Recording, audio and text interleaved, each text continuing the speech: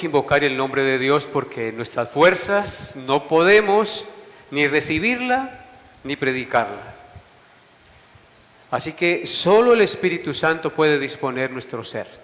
Y por eso le invito que con reverencia y con fe le pida al Señor en estos momentos que disponga su corazón. Amado Dios y Padre, nos acercamos a ti con reverencia y humildad, reconociendo que somos polvo y ceniza, como dijo Abraham, reconociendo que lo que somos lo somos porque tú nos diste la existencia, la fuerza y el poder para hacerlo. Reconocemos también nuestras limitaciones físicas y espirituales.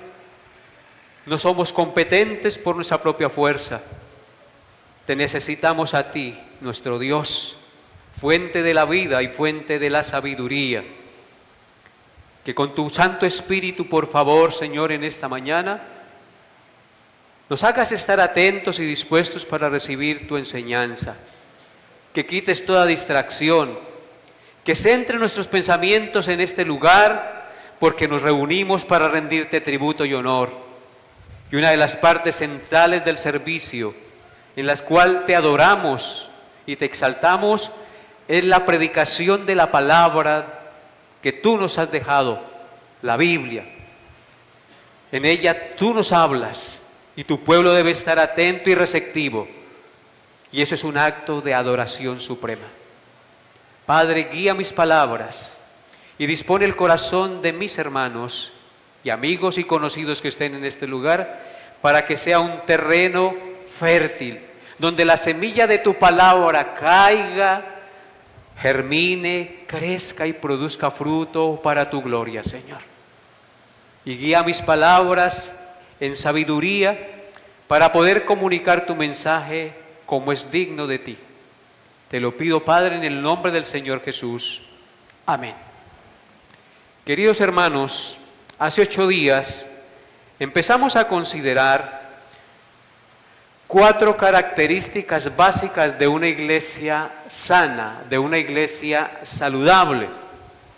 Estas 4 características son, en primer lugar, pureza doctrinal, pureza de gobierno, pureza de testimonio y, en cuarto lugar, pureza de culto. El domingo pasado consideramos la primera característica de una iglesia sana, es decir, su pureza doctrinal, donde vimos que la doctrina sana es una doctrina teocéntrica, una doctrina cristocéntrica, teocéntrica y cristocéntrica. Es decir, donde Dios y Cristo son el centro y no el hombre, ni la psicología, ni nada de los argumentos de este mundo. Esta sana doctrina, cuando es teocéntrica y guiada únicamente por la palabra de Dios, trae verdadera esperanza, verdadera libertad del pecado al ser humano y por lo menos nos hace entender nuestro pecado y la necesidad de un Salvador. También vimos que una iglesia sana no solamente predica teocéntricamente y cristocéntricamente, sino que por lo menos una iglesia debe enseñar por lo menos 12 doctrinas fundamentales y hacer énfasis en ellas.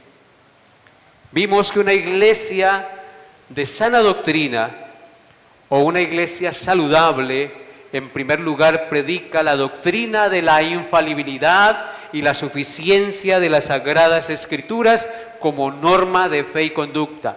Solo es guiada por la palabra de Dios y considera la Biblia como suficiente e infalible para conducir su vida.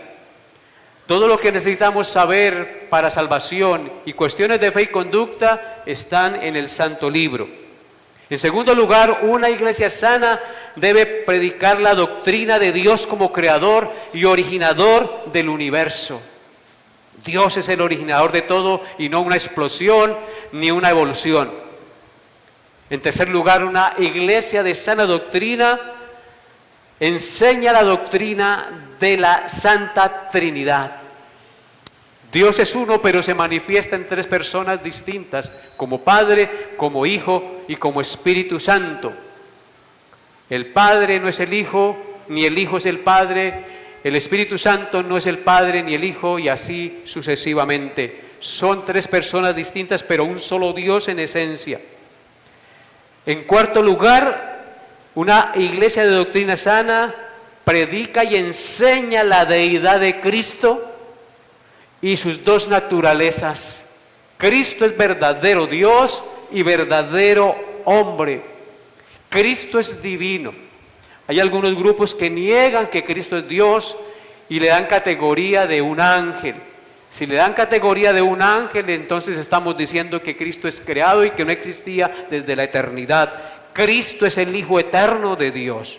Así que la doctrina de la deidad de Cristo y sus dos naturalezas son esenciales enseñarlas.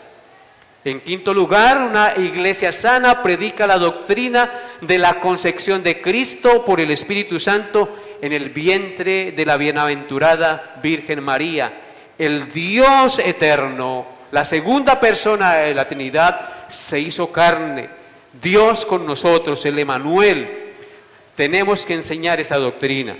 En sexto lugar, una iglesia de doctrina sana predica la doctrina de la muerte de Cristo y su resurrección corporal. La resurrección de Cristo es la columna vertebral y la fe central de la iglesia. Si Cristo no resucitó, vana es entonces nuestra fe, vana es entonces nuestra predicación, y aún estamos en delitos y pecados. En séptimo lugar, una iglesia de doctrina sana predica la doctrina de la segunda venida de Cristo en gloria. Nosotros siempre tenemos que estar esperando al Salvador. Así muramos en esta tierra, morimos en la esperanza de la segunda venida de Cristo, porque cuando Cristo regrese, los muertos en Cristo resucitarán primero. Así que es una doctrina fundamental enseñarla. En octavo lugar, una iglesia sana predica la doctrina de la salvación por gracia y fe sin los méritos humanos. Esto es clave enseñarlo. Tenemos que enseñar que nosotros no somos salvos por obras, ni por fe y obras. Somos salvos únicamente por la fe en la obra sustitutoria de Cristo en la cruz. Las buenas obras son el resultado de haber creído y confiado en lo que Cristo hizo por nosotros. En noveno lugar, una iglesia de sana doctrina predica la doctrina de la soberanía de Dios y la responsabilidad del hombre. Dios es 100% soberano y el hombre es 100% responsable de sus actos. No podemos conciliar lógicamente esas dos cosas, pero así están escritas en la Biblia y ambas tenemos que predicarlas. Por defender entonces el libre albedrío negamos la soberanía de Dios, y a veces por defender la soberanía de Dios negamos la responsabilidad del hombre. Y lo cierto es que la Biblia nos enseña que ambas cosas son verdad. En décimo lugar, una iglesia de sana doctrina predica el juicio de Dios y la condenación eterna para los pecadores no arrepentidos. Hoy hay una doctrina que enseña que Dios es amor y Él no echa al infierno a ninguno, que el infierno es un cuento, pero la Biblia habla más del infierno que del mismo cielo. Así que nosotros debemos predicar la doctrina del juicio y la condenación eterna para los pecadores no arrepentidos. De igual manera, en décimo primer lugar, una iglesia de sana doctrina predica la felicidad eterna para los creyentes en la gloria de Cristo y del Padre. Así como hay condenación eterna para el pecador no arrepentido, hay una felicidad eterna para el pecador arrepentido que ha confiado en los méritos de Cristo. Y en décimo lugar, una iglesia de sana doctrina predica, enseña y exhorta a la iglesia a la predicación del Evangelio para dar a conocer a Cristo a todas las naciones. En otras palabras, predica la doctrina del Evangelio por parte de la iglesia a todas las naciones. Y eso fue lo que vimos el domingo pasado. Les recuerdo porque es bueno recordarlo, porque nosotros venimos tanto a adorar a Dios como a aprender y a mirar en qué nosotros estamos fallando y cómo somos edificados. El día de hoy, si Dios lo permite, consideraremos la segunda característica de una iglesia saludable, es decir, su pureza de gobierno. Entonces veamos esta segunda característica de una iglesia saludable, su pureza de gobierno. El dinamismo y la dedicación de la iglesia primitiva se debió a un correcto entendimiento, escúchenlo bien, de los roles de cada miembro de la congregación. Hombres y mujeres dotados por el Espíritu Santo edificaban a los nuevos creyentes, quienes a su vez ejercían ministerios en todas las áreas de la iglesia para su fortalecimiento y su extensión. Dios ha dotado y ha dado a cada miembro de la iglesia por el Espíritu Santo dones espirituales para mostrar a Cristo y llevar a cabo su obra del Evangelio sobre la tierra. Estos dones espirituales se pueden ejercer en muchas maneras: predicando la palabra de Dios, ofrendando, exhortando, visitando a los enfermos y aconsejando a los que están desorientados y piden ayuda, orando, estudiando y enseñando la palabra de Dios a otras personas, llevando ayuda a la gente con necesidades especiales, demostrando amor fraterno entre hermanos, mostrando compasión por los solitarios y desanimados, alcanzando a los vecinos y conocidos con el Evangelio, etcétera, etcétera. Podemos agregar más cosas. En conclusión, querida iglesia, la iglesia local, así como esta y otras muchas, es esencialmente y debe ser esencialmente un lugar de entrenamiento para equipar a sus miembros en el cumplimiento de sus ministerios para la extensión de la iglesia y para la gloria de Dios sobre la tierra. En consecuencia, Cristo desea una iglesia saludable, que crezca, que madure, que funcione y testifique del incomparable amor de Dios. Pero para lograr esto, cada miembro debe cumplir su función como miembro que contribuya a la salud del cuerpo de Cristo, es decir, de su iglesia. El cuerpo humano nos sirve como ilustración para comprender esta verdad. El cuerpo humano tiene diferentes órganos que cumplen una función de manera particular, pero en conjunto para el bien de todo el cuerpo. Pero si solamente uno de los órganos de nuestro cuerpo deja de funcionar, el cuerpo entero sufre. Esta verdad se aplica a la iglesia. Cada miembro tiene una función que cumplir y que aprovecha a la salud de todo el cuerpo. Pero si ese miembro deja de hacerlo, toda la iglesia sufre y en consecuencia no hace la voluntad de Dios. Observen, amados hermanos, lo que Pablo escribió en Romanos 12, versículos 4 al 8. Por favor, vayan allá conmigo. Romanos 12, 4 al 8. Dice así la gloriosa y bendita palabra de Dios. Romanos 12, 4 al 8. Porque de la manera que en un cuerpo tenemos muchos miembros, pero no todos los miembros tienen la misma función, así nosotros, siendo muchos, somos un cuerpo en Cristo, y todos miembros los unos de los otros. De manera que teniendo diferentes dones, según la gracia que nos es dada, si el de profecía, úsese conforme a la medida de la fe, o si de servicio en servir, o el que enseña en la enseñanza, el que exhorta en la exhortación, el que reparte con liberalidad, el que preside con solicitud, el que hace misericordia con alegría. Amén, amén. Vemos aquí cómo Pablo compara el cuerpo humano con la iglesia. Dice que nosotros, siendo muchos, somos un cuerpo en Cristo. De la manera que en un cuerpo tenemos muchos miembros, pero no todos los miembros tienen la misma función. El ojo no tiene la función de la mano no tiene la función del pie, el oído no tiene la función del dedo, pero el dedo sirve para limpiarlo la cera del oído, ¿cierto? Y así sucesivamente, todos somos miembros los unos de los otros. Todos, si funcionamos en armonía y en conjunto, cumplimos una labor para la gloria de Dios y la armonía del cuerpo de Cristo sobre esta tierra.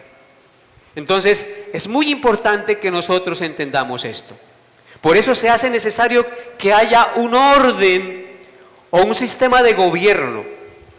Así como toda institución humana tiene un sistema de organización para su funcionamiento, Dios es un Dios de orden y ha instituido en su palabra un sistema sencillo de gobierno para desarrollar los ministerios, los dones y el buen orden de la congregación de los santos de una manera efectiva.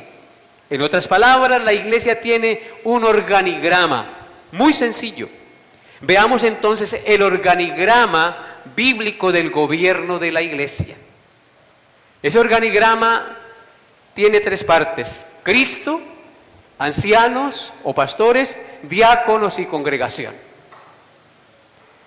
Cristo, cabeza de la iglesia. Luego están los ancianos o pastores gobernantes de la iglesia local. Luego los diáconos que ayudan a los pastores para servir a la congregación. Y así todos, pastores, diáconos y congregación, con sus dones, sirviendo y viviendo para Cristo. Voy a hacer una pequeña explicación.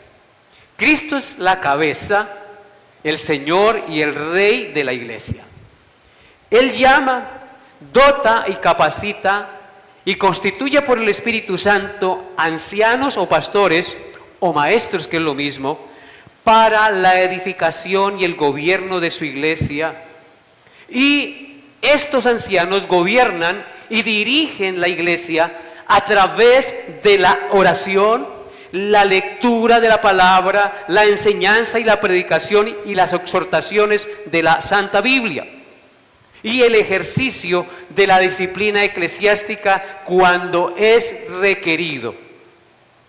La Biblia nos enseña 4 pautas para tener en cuenta para la pureza de organización de un buen gobierno en una iglesia local. Y vamos a mirar esas 4 pautas. En primer lugar, o el primer paso para la pureza de organización de la iglesia es el siguiente: toda iglesia local verdadera y sana reconoce a Jesucristo como la única cabeza de la iglesia universal y por ende de la iglesia local. La cabeza en esta iglesia es Cristo, no el pastor. En otras palabras, la iglesia de Cristo rechaza la autoridad papal o la autoridad de un hombre. Rechaza la autoridad papal como vicario o representante de Cristo sobre la tierra. Rechaza, por lo tanto, también los santos patrones, las santas patronas. Solo Cristo es la cabeza de la iglesia, amados hermanos. Observen lo que dice Efesios 1, 22 y 23. Efesios 1, 22 y 23. Dirán algunos, pero yo ya sé eso, pastor. Hermanos, si usted sabe que Cristo es la cabeza de la iglesia, entonces sométase a la cabeza de la iglesia y obedezca a la cabeza de la iglesia. Así dice Efesios 1, 22 y 23. Y sometió todas las cosas bajo sus pies y lo dio por cabeza sobre todas las cosas a la iglesia. Está hablando de Cristo, la cual es su cuerpo, la plenitud de aquel que todo lo llena en todo. Dice claramente aquí este texto que Dios sometió todas las cosas bajo los pies de Cristo y lo dio por cabeza sobre todas las cosas a la iglesia. Él es el supremo rey de la iglesia y del universo entero. Él es el Rey de reyes y Señor de señores, y nosotros, la iglesia, nos rendimos a Él. Luego dice en el verso 23, la cual es su cuerpo. ¿Qué es la iglesia, hermanos? El cuerpo del Señor. Somos parte de Él, parte de sus huesos, parte de sus miembros, parte de su cuerpo. Y luego dice, la plenitud de aquel que todo lo llena en todo. La cual es su cuerpo y la plenitud de aquel que todo lo llena en todo. Él es el supremo, Él es el omnipresente, Él lo llena todo. En Él habita corporalmente toda la plenitud de la deidad y nosotros estamos perfectos y completos en Él. Y eso debe alegrarnos, porque somos parte de Cristo. Tenemos un Rey y Capitán supremo que ha vencido la muerte, que ha vencido a Satanás y que ha vencido el pecado. ¿Qué más queremos? Un Rey victorioso, un Rey vencedor. Y nosotros somos parte de su ejército, parte de su pueblo. Y eso nos debe llenar de alegría y de gozo y de ánimo para servirle y vivir para su gloria. Ahora observen lo que dice Efesios 4, 15 al 16. Efesios 4, 15 al 16. Dice así: sino que siguiendo la verdad en amor crezcamos en todo en aquel que es la cabeza, esto es Cristo, de quien todo el cuerpo bien concertado y unido entre sí por todas las coyunturas que se ayudan mutuamente según la actividad propia de cada miembro, recibe su crecimiento para ir edificándose en amor. Hermanos, no podemos hacer la voluntad de Dios si no estamos unidos a Cristo y si no estamos unidos a la iglesia local. No pretenda usted hacer la voluntad de Dios, hoy está aquí, mañana en otra, pasado mañana en otra, y así, o un mes aquí, un mes acá, o un mes allá. Nosotros tenemos que hacernos miembros de una iglesia y comprometernos con esa iglesia donde Dios nos pone. No somos asistentes, somos parte de la iglesia del Señor.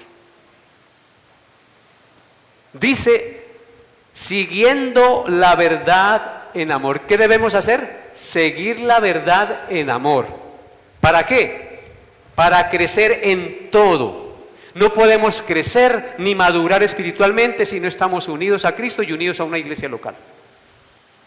Tenemos que tener membresía en una iglesia local. Estar unidos al cuerpo de Cristo. Comprometidos al cuerpo de Cristo. No al cuerpo universal, sino al cuerpo local. Al estar unidos al cuerpo local somos parte de la iglesia universal que en todas partes se reúne. Siguiendo la verdad en amor crezcamos en todo. ¿Escuchan eso? Crecer en todo en aquel que es la cabeza. Esto es Cristo. Cristo es el que da el crecimiento, Cristo es el que da la sabiduría, Cristo es el que nos lleva de triunfo en triunfo. Entonces tenemos que estar unidos a Él, pero ¿cómo? A través de una iglesia local. Luego sigue en el verso 16, de quien todo el cuerpo, refiriéndose a Cristo y el cuerpo es la iglesia, de quien todo el cuerpo bien concertado y unido entre sí por todas las coyunturas que se ayudan mutuamente, según la actividad propia de cada miembro, recibe su crecimiento para ir edificándose en amor. Hermanos, ¿notan cómo Cristo compara, o Pablo aquí compara a la iglesia con el cuerpo humano? Unido a la cabeza que es Cristo, donde todo el cuerpo bien concertado y unido como está nuestro cuerpo humano, por las coyunturas, los tendones, se ayudan mutuamente según la actividad propia. Este dedo tiene actividad propia, este también, esta mano, este brazo, todo tiene actividad propia. Los miembros deben tener ¿qué? Actividad propia, pero unida al cuerpo para que funcione en armonía y correctamente para la gloria de Dios. Estamos llamados a eso, queridos hermanos. No podemos seguir siendo ruedas sueltas, andando de aquí para allá. Si Dios te trajo a esta iglesia y tú ves que aquí se predica la palabra de Dios y que se enseña correctamente las Escrituras, pues hágase miembro de esta iglesia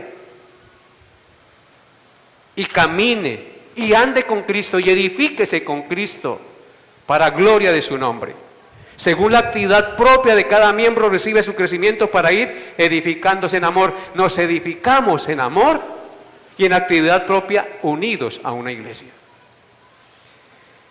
La segunda pauta para la pureza de organización de la iglesia local es que como mínimo una iglesia local debe tener un pastor ordenado y designado bíblicamente. Es decir, un varón que cumpla con los requisitos bíblicos establecidos por Dios en su palabra para pastorear la iglesia del Señor. Y yo quiero que por un momento me acompañe a 1 Timoteo 3, del 1 al 7. 1 Timoteo 3, del 1 al 7. Cuando estudiamos la primera carta de 1 Timoteo, vimos este pasaje, pero yo quiero que lo miremos desde esta óptica hoy en día. Dice la palabra de Dios en 1 Timoteo 3, 1 al 7. Palabra fiel. ¿Están conmigo? Palabra fiel. Si alguno anhela obispado o pastorado, buena obra desea. El que desea ser pastor, el que desea ser maestro de la palabra, obispo o pastor, buena obra desea, dice Pablo. Pero, hay un pero, para todo aquel que desea una buena obra, pero es necesario. Y cuando hablamos de necesario significa que es algo imprescindible. Es necesario, imprescindible, que el obispo o el pastor sea irreprensible. Y yo les enseñé que irreprensible significa que no tenga escándalos que lo descalifiquen. No significa que no cometa errores, porque si no ninguno serviría en este mundo para ser pastor. Pero irreprensible significa que no tenga escándalos que lo descalifiquen. Y entonces la irreprensibilidad significa todo lo que Pablo va a decir a continuación. Irreprensible, marido de una sola mujer, sobrio, prudente, decoroso, hospedador, apto para enseñar, no dado al vino, no pendenciero, no codicioso de ganancias deshonestas, sino amable, apacible, no avaro, que gobierne bien su casa. O sea que el pastor gobierna la iglesia también. Que gobierne bien su casa, que tenga a sus hijos en sujeción con toda honestidad. Pues el que no sabe gobernar su propia casa, ¿cómo cuidará o gobernará la iglesia de Dios? No un neófito, no un recién convertido, no sea que envaneciéndose caiga en la condenación del diablo. También es necesario que tenga buen testimonio de los de afuera para que no caiga en descrédito y en lazo del diablo. Amén. Entonces vemos ahí claramente todos los requisitos sine qua non que la palabra de Dios, y están determinados para un varón, no para una dama. La iglesia debe ser gobernada por un varón, o por varones, por ancianos. Él constituyó ancianos. Ese es el orden bíblico, desde Génesis y por todas las escrituras. Si usted quiere pelear conmigo, pelee con la Biblia, no con el pastor, es la Biblia la que lo enseña. Si lo estudiamos juiciosamente, si lo miramos juiciosamente, el gobierno de la iglesia debe estar bajo el encabezado de los varones, de los hombres. Tito capítulo 1. Versículos 5 al 9 rápidamente. Tito, allá del Antiguo de Timoteo. Tito 1, 5 al 9. Dice así. Le dice Pablo a Tito. Tito 1, 5 al 9. Por esta causa te dejé en Creta, para que corrigieses lo deficiente y establecieses, ¿qué cosas? Ancianos en cada ciudad. Palabra ancianos es pastores. Así como yo te mandé. El que fuera irreprensible, marido de una sola mujer y que tenga hijos creyentes que no estén acusados de disolución ni de rebeldía, porque es necesario que el obispo sea irreprensible como administrador de Dios, no soberbio, no iracundo, no dado al vino, no pendenciero, no codicioso de ganancias deshonestas, sino hospedador, amante de lo bueno, sobrio, santo, justo, dueño de sí mismo, retenedor de la palabra fiel tal como ha sido enseñada, para que también puedas optar con sana enseñanza y convencer a los que contradicen. Amén. Entonces, hermanos, les cito esto para recordarles cómo es el gobierno en términos espirituales en una iglesia local sana. Debe haber por lo menos un pastor ordenado que cumpla con los requisitos bíblicos exigidos en la palabra de Dios. Y lo bíblico, hermanos, es que en la medida que crezca la congregación y sus necesidades espirituales, por supuesto, la iglesia ore para que Dios llame, levante, dote, capacite, confirme y se ordene al ministerio pastoral a otro o a otros varones, ya bien sea para que ayuden al pastor de la iglesia local y también para enviarlos a otro lado, para que sigan fundando iglesias, etcétera. Que cumplan esos varones con los requisitos bíblicos para que ayuden a dirigir y a pastorear espiritualmente la grey del Señor, conformándose así, hermanos, el presbiterio de la iglesia local. ¿Qué es el presbiterio de la iglesia local? Los pastores que gobiernan la iglesia en el área espiritual. Eso se llama presbiterio. Observen lo que dice Tito. Tito 1, 5. Dice, por esta causa te dejé en Creta para que corrigieses lo deficiente y establecieses ancianos en cada ciudad, así como yo te mandé. Entonces, lo bíblico, hermanos, con el tiempo es que Dios vaya levantando más pastores para que ayuden al pastor que funda la iglesia para seguir adelante en el ministerio. Los pastores o ancianos son los líderes espirituales de la iglesia que gobiernan y apacientan con amor, ejemplo, precepto y autoridad, pero no son autoritarios, no son dictadores. Un pastor no puede ser un dictador. Un pastor apacienta y gobierna la iglesia con amor, con ejemplo, con autoridad, pero no son autoritarios ni dictadores. En Hebreos 13, versículo 7 dice, Hebreos 13, versículo 7 dice, acordaos de vuestros pastores que os hablaron la palabra de Dios, considerad cuál haya sido el resultado de su conducta e imitad su fe. Entonces, ¿para qué están los pastores? Para hacer ejemplo a la grey.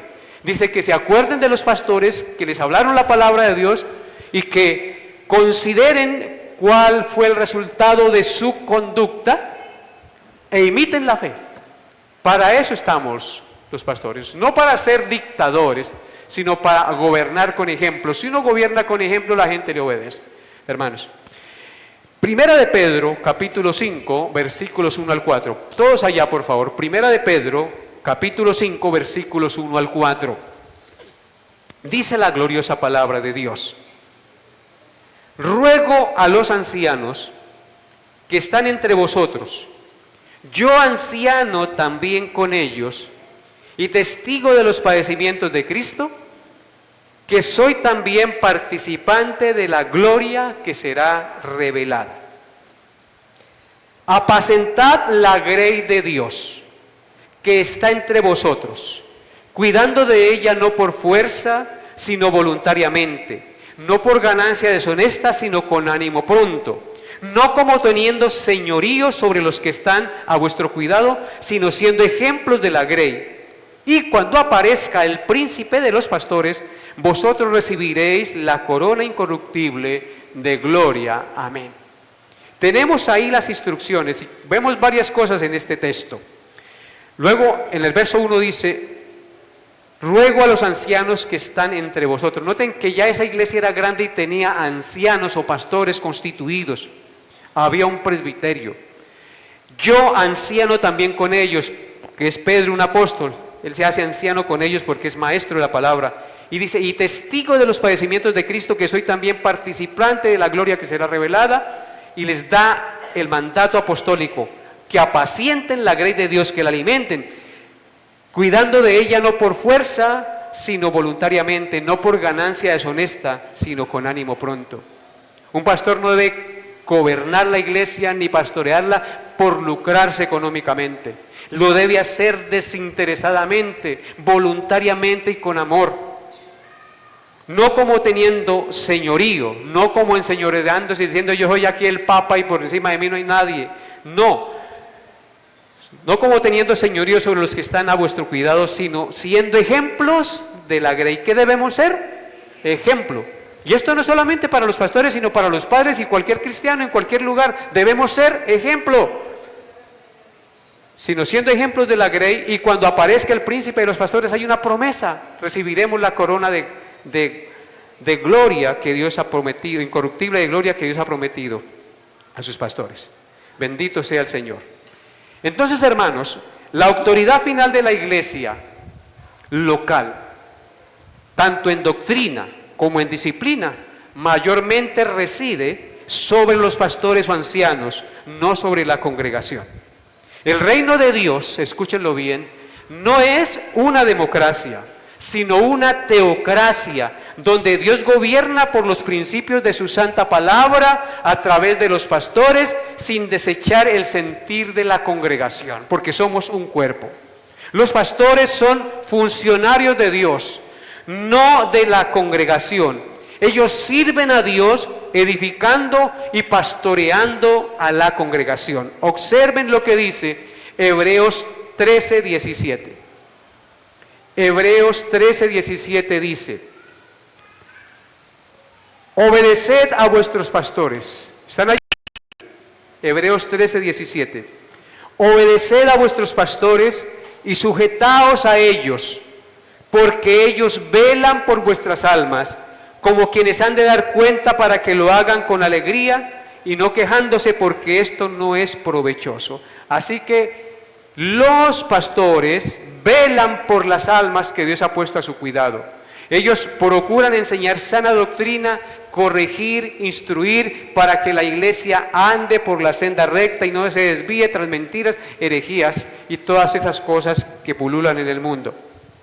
Ahora observen lo que dice Efesios 4. Efesios 4:11. Efesios 4:11 al 16. Dice así: y él mismo, hablando de Cristo, constituyó a unos apóstoles, a otros profetas, a otros evangelistas, a otros pastores y maestros, a fin de perfeccionar a los santos para la obra del ministerio, para la ¿qué? La edificación del cuerpo de Cristo. O sea que ¿qué hacen los pastores y maestros? Edificar al cuerpo de Cristo, para edificarlo, crecer espiritualmente. Verso 13: hasta que todos lleguemos a la unidad de la fe. ¿Qué busca el Señor? Que seamos unidos en fe y del conocimiento del Hijo de Dios, a un varón perfecto, a la medida de la estatura de la plenitud de Cristo. Los pastores deben buscar que la iglesia crezca y se asemeje a Cristo. Verso 14: para que ya no seamos niños fluctuantes, llevados por doquiera de todo viento de doctrina, por estratagema de hombres que para engañar emplean con astucia las artimañas del error, sino que siguiendo la verdad en amor crezcamos en todo en aquel que es la cabeza, esto es Cristo, de quien todo el cuerpo bien concertado y unido entre sí por las coyunturas que se ayudan mutuamente, según la actividad propia de cada miembro, recibe su crecimiento para ir edificándose en amor. En otras palabras, los pastores procuran la edificación de la iglesia, que estén unidos a Cristo y edifiquen sus vidas para gloria del Señor. Primera de Timoteo, no, dejemos así, no lo voy a traer porque ya lo leímos. Lo que quiero mencionarles, hermanos, es que los pastores son los que gobiernan y están encargados y velan de las almas de la iglesia. Veamos la tercera pauta para la pureza de organización de la iglesia. Y esa tercera pauta es que se debe orar también para que Dios levante diáconos que contribuyan al buen gobierno y funcionamiento de la iglesia local. ¿Recuerdan el organigrama? Cristo, cabeza de la iglesia, pastores o ancianos, y ahora ¿qué? Diáconos. Entonces debemos orar para que de la congregación se levanten hombres que sean nombrados diáconos y contribuyan al buen funcionamiento y gobierno de la iglesia local. La palabra diácono proviene del griego diáconos con K, que significa servir. Por tanto, el diácono es un servidor de Cristo en la iglesia. Aunque el término diácono también puede aplicarse a toda la congregación en general, los miembros de la iglesia deben ser considerados diáconos también. Entonces, los pastores son servidores, las mujeres deben ser servidoras, los caballeros deben ser servidores, los jóvenes deben ser servidores y a los niños hay que enseñarles a ser servidores. ¿Por qué? Porque aunque hay diáconos, el término diáconos también se aplica a toda la congregación en general, porque todos en general estamos llamados para servir.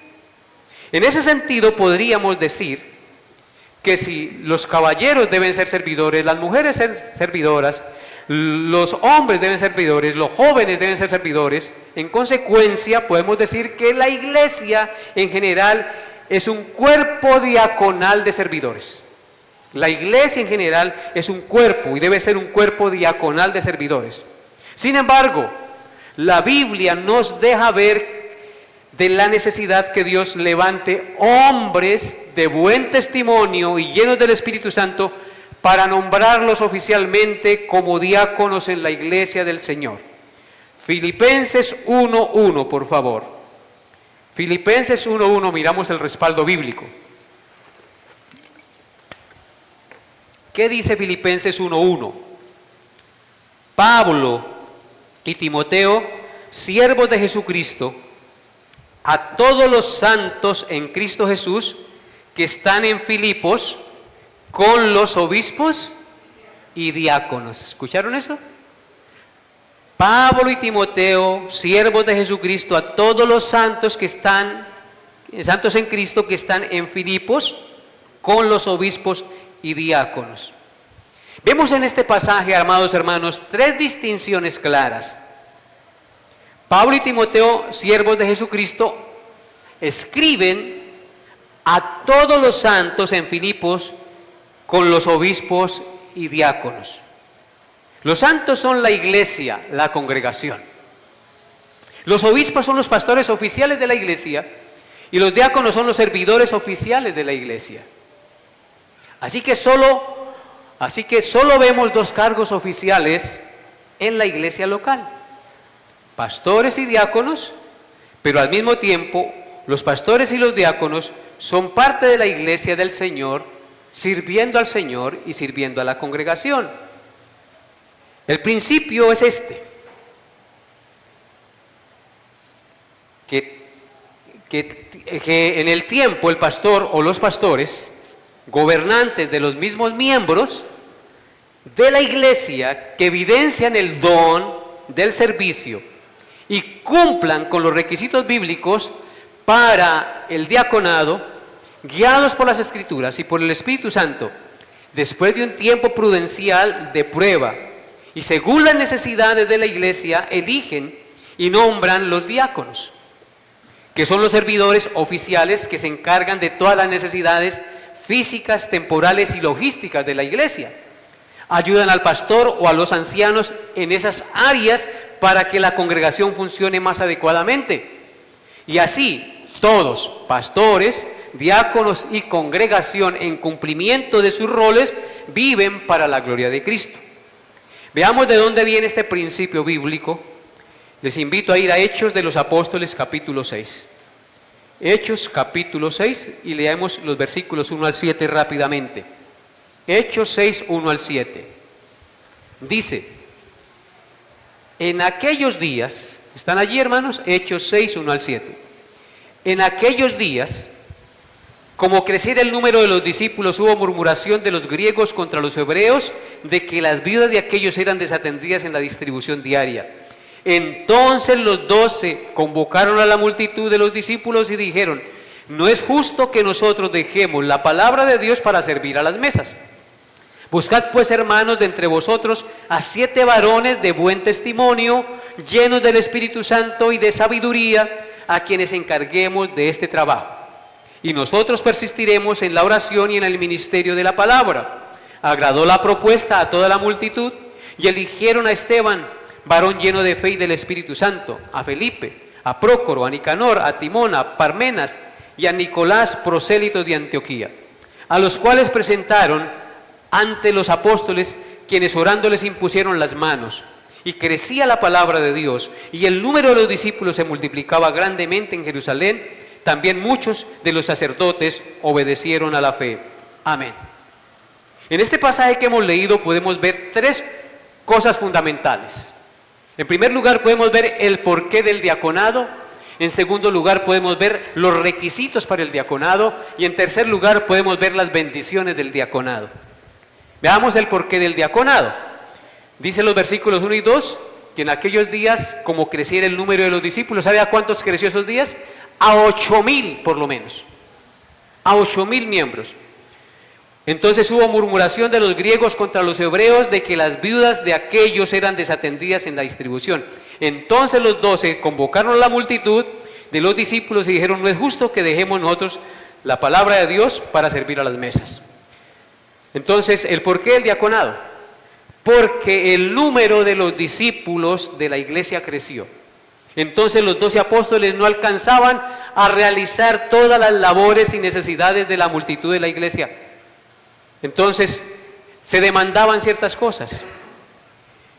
El tema de la ayuda de las viudas, porque no era justo, hermanos, entonces, que los 12 dejaran el ministerio de la oración y la enseñanza de la palabra por servir o dedicarse a las necesidades temporales de los más necesitados en la iglesia. En resumen, los diáconos son el equipo de apoyo del pastor o de los ancianos para servir a la iglesia. Mientras que los ancianos oran y enseñan doctrina bíblica y se ocupan de las necesidades espirituales de la congregación, los diáconos se ocupan de las diferentes necesidades y asuntos logísticos de la congregación. Ahora miremos los requisitos del diaconado. Están en los versículos 3 al 6. Dice que eran varones de buen testimonio. Buscad pues entre vosotros varones de buen testimonio, llenos del Espíritu Santo y de sabiduría. Tres requisitos aquí. Llenos del Espíritu Santo, eso significa que deberían ser creyentes genuinos, gente que busca comunión con Dios y que crece en la palabra de Dios.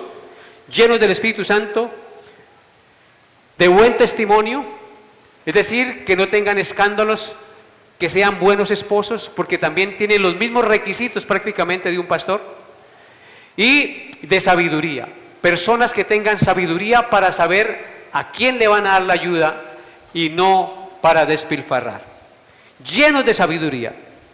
Y en consecuencia deben ser aprobados y delegados oficialmente por los pastores o ancianos y confirmados por la iglesia local.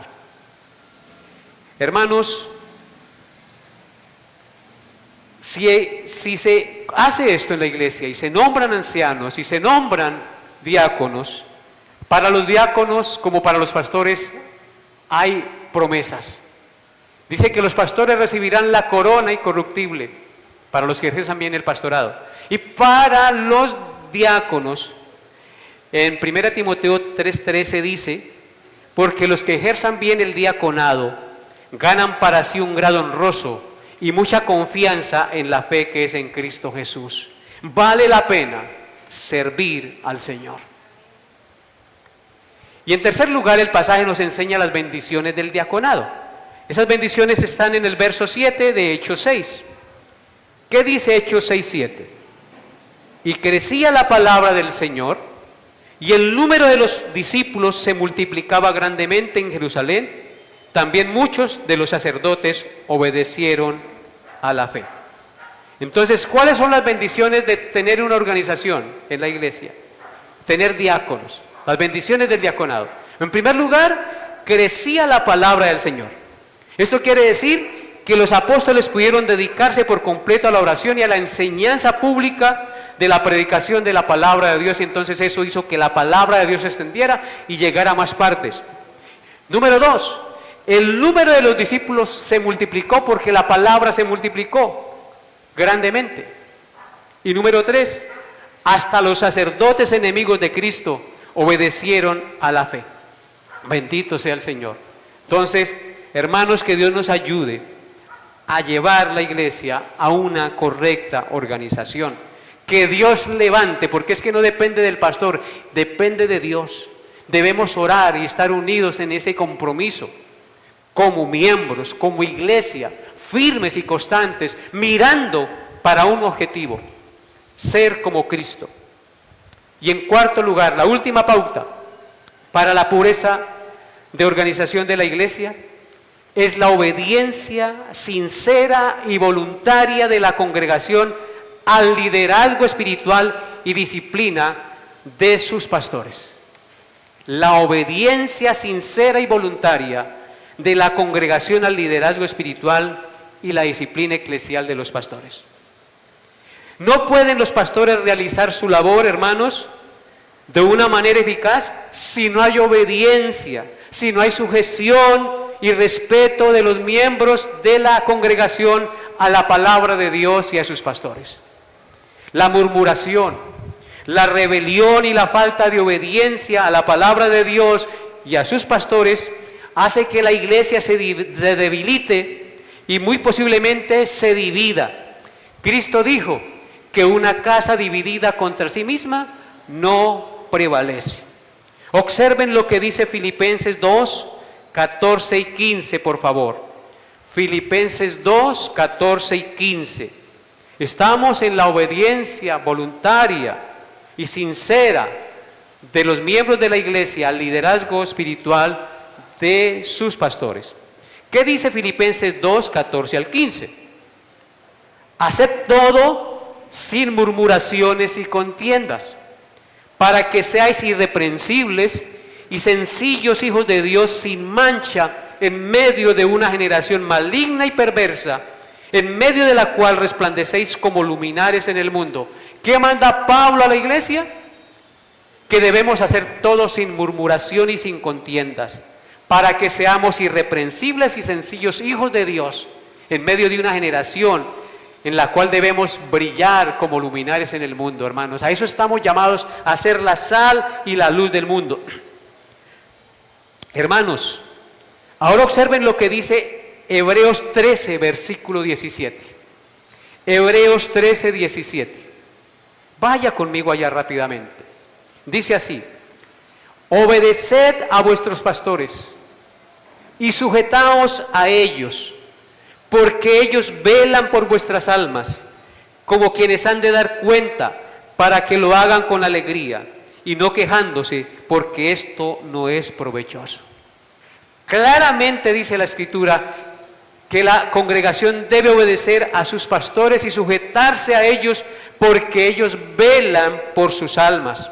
Ellos tienen que dar cuenta a Dios de las almas que pusieron bajo su cuidado. Así que, hermanos, como pastor yo nunca les he enseñado a serle infiel a su esposa, a ser malos padres, a ser malos hijos. Siempre se les ha enseñado aquí el temor a Dios y el respeto por su esposa, por su hijo, por su familia, por las autoridades, la honestidad en todas las partes. Si en algo les he mandado mal, ustedes no están obligados a obedecer. Solo deben obedecer a aquello que es bíblico y correcto que enseñen sus pastores. Pero un pastor o sus pastores no podrán llevar adelante un buen desarrollo del servicio que deben prestar a Dios si la congregación no se sujeta y no se somete a la autoridad bíblica de sus pastores. Y repito, en todo aquello que es recto y justo delante de los ojos de Dios. Amén. Observen, dice, obedeced a vuestros pastores y sujetaos a ellos, porque ellos velan por vuestras almas, como quienes han de dar cuenta, para que lo hagan con alegría. Uno debe servir con alegría y no quejándose, porque esto no es provechoso. Hay muchos que se quejan de sus pastores, muchos que se quejan, y a veces con razón. Pero hermanos, en lo que es justo, en lo que es recto, en lo que es provechoso, en lo que es de buen nombre, ustedes deben obedecer. Porque no están obedeciendo a un hombre, están obedeciendo ¿a quién? A Dios, que es el que manda a predicar su palabra. Recuerden ustedes que el pueblo de Israel, cuando salió de Egipto, que Dios lo sacó con señales y prodigios, lo llevó por el desierto. ¿Y qué hacía este pueblo? Murmurar contra Moisés. Si nos hubiera dejado allá en Egipto, allá comíamos carne, allá comíamos puerros, allá comíamos de esto, y tú nos trajiste a este desierto para hacernos morir de hambre.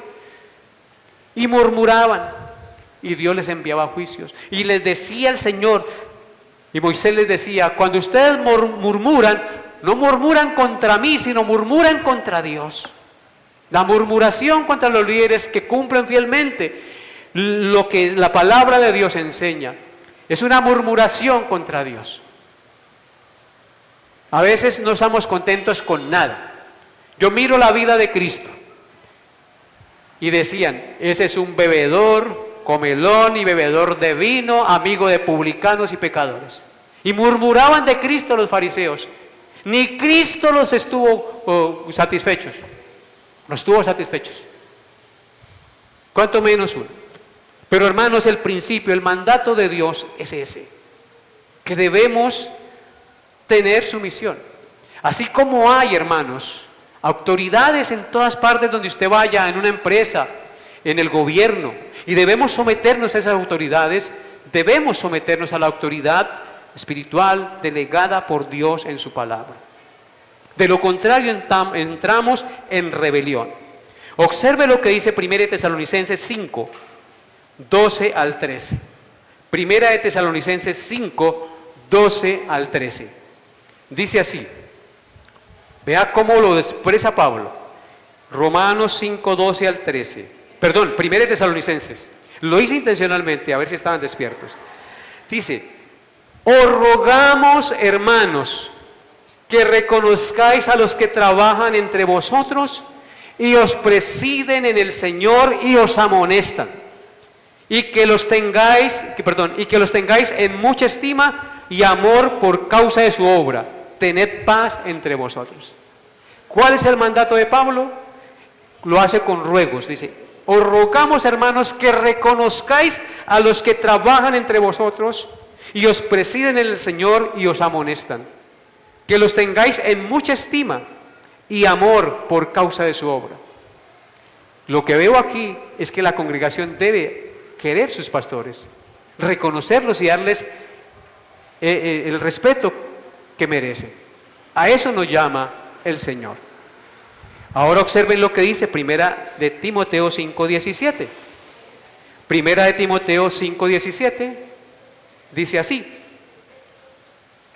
los ancianos que gobiernan bien sean tenidos por dignos de doble honor, mayormente los que trabajan en predicar y enseñar.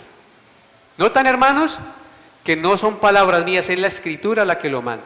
Así que para que la iglesia funcione, los miembros deben someterse al gobierno y a la autoridad establecida por Dios en la iglesia local, a sus pastores. Los ancianos que gobiernan bien sean tenidos por dignos de doble honor, mayormente los que trabajan en predicar y enseñar. Y ese doble honor significa respeto y remuneración, porque uno no come viento, uno no mantiene en ayuno todos los días, hermano. Necesitamos también alimentarnos y proveer para la familia. Entonces, es el mandato del Señor. Y Romanos 13, 1 y 2, y con esto termino, hermanos. Romanos 13, 1 y 2. Dice, sométase toda persona a las autoridades superiores, porque no hay autoridad sino de parte de Dios, y las que hay por Dios han sido establecidas. De modo que quien se opone a la autoridad, a lo establecido por Dios resiste, y los que resisten acarrean condenación para sí mismos. Amén. Así que la Escritura es clara. Hay roles de autoridad y debemos someternos a las autoridades en todo lo que no vaya en contra de la voluntad y de los principios morales y éticos de la palabra de Dios. Así que, hermanos, espero Dios haya hablado a sus corazones. Ustedes asisten a esta iglesia, pero no quiero que sean solamente asistentes, sino miembros que se unan, que se comprometan con esta iglesia local donde Dios los ha traído, porque a eso nos llama el Señor, a ser parte de su cuerpo, de sus huesos, de sus miembros. Colóquense de pie, por favor. Amado Dios, te doy gracias y bendigo tu santo nombre. Hay tantas cosas por enseñar y tantas cosas por decir. Y solo tú, Padre, eres el que sostiene la iglesia. Nosotros somos hombres débiles que muchas veces pecamos contra ti. Ayúdanos, Señor, a poder llevar adelante esta tarea tan grande, pero tan beneficiosa y maravillosa para el bien de los hombres. Porque predicar a Cristo, enseñar a Cristo y discipular con Cristo es la obra más grande de amor y de trascendencia sobre la vida humana. Porque Cristo es el único que puede cambiar realmente y genuinamente un corazón, transformar las familias, los jóvenes, los esposos y las esposas, para que vivan conforme a tu voluntad.